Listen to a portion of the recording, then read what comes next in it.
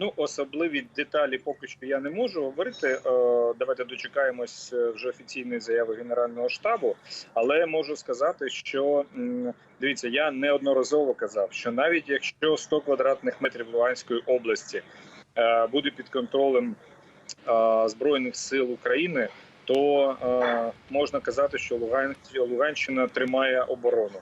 Ну от ми і побачили нещодавно ту бавовну, як ми вже звикли називати, яка відбулася в Попасній.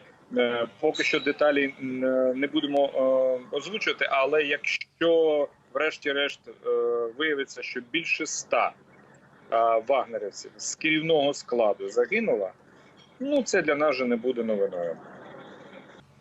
На жаль, скоріш за все, саме з приводу Кухаря, то ми, ну, напевно, нас не порадують, не буде такої чудової новини. Але заступники, так, ну і цифра, більше 100. Достатньо важко живе регіон, тому що розбита повністю вся інфраструктура критична. В тій частині Луганської області, де проходила активна фаза бойових дій, всі заяви окупантів з приводу того, що вони щось відновлять, щось вони там відремонтують чи побудують.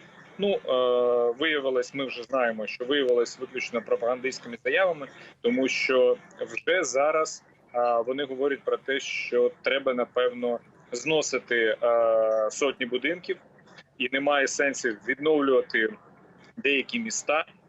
Ну і відповідно ніякої інфраструктури вони в містах не відновлять. Це я говорю як господарник, як людина, яка 2,5 роки займалася саме тим, щоб відновлювати і розвивати Луганську область.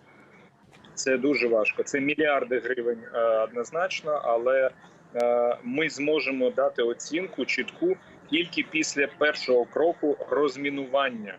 Тому що ми навіть зараз можемо говорити про те, що після деокупації ми не зможемо одразу проєктувати. Нам потрібен буде час для розмінування, тому що будь-які роботи вони будуть пов'язані з величезною небезпекою для ДСНСників, для людей, які будуть займатися відновленням.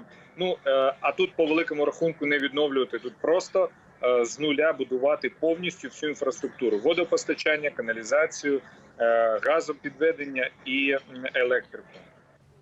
Вони готуються про всяк випадок. Раніше вони хотіли зробити таку агломерацію: Луганська, Донецька, Запорізька, Херсонська область. Зараз ми бачимо, що завдяки Збройним силам України щось в них апетити зменшуються. Більше того, всі оголошення, які люблять робити там керівництво Росії або їх військові, про те, що там 11 вересня вони вже і всю Донецьку область окупують і так далі, і таке інше, це все не відповідає дійсності, нічого вони не окупують. Більше того, можливо, навіть буде і часткова деокупація певних територій. Тож на Луганщині готуються про всяк випадок для того, щоб хоча б на території Луганської області зробити щось подібне до референдуму. Так, ну і частина території Луганської області, називаємо так, новоокупована.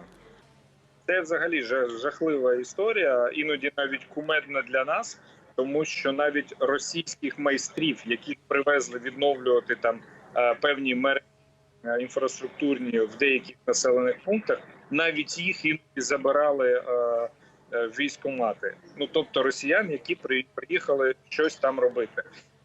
Їх забирали, були скандали величезні.